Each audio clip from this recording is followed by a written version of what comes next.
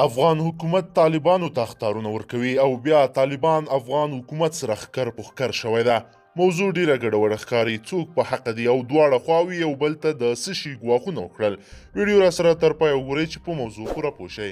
درنو لیدونکو السلام علیکم، وخت مو په خیر. افغانان تمه لرله چې صلح به وشي، خو اوس دغه صلح نوم نه کرکه پیدا شوې ده.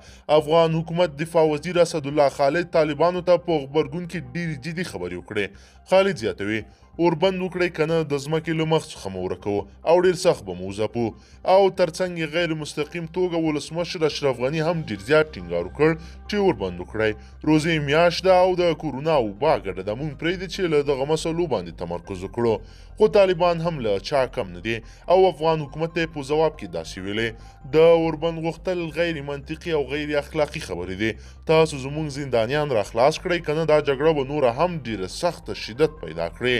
طالبانو امریکا او افغان حکومت تورن کړي چې له دې ډلې سره د شوي هوکړې په پلي کېدو کې خپل مسؤلیت نه دی ادا کړی یا د ډلې په یو اعلامیه کې ویلې. په داسې حالاتو کې به بیا له دې ډلې د اوربند او ورکم غوښتنه غیر منطقي او فرصت طلبي بللې ده. خو افغان حکومت هم پر طالبانو ورته تورونه لګوي.